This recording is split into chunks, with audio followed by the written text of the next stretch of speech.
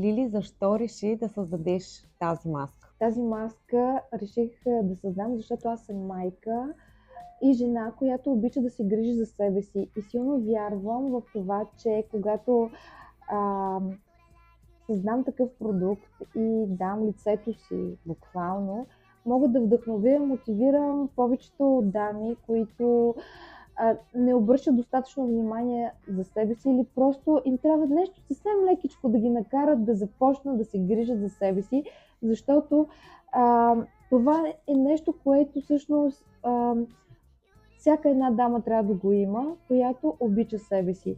Ставаш сутрин, слагаш си една маска, нагласиш се с позитивна енергия, с позитивни мисли и денят ти е прекрасен, повярвайте ми.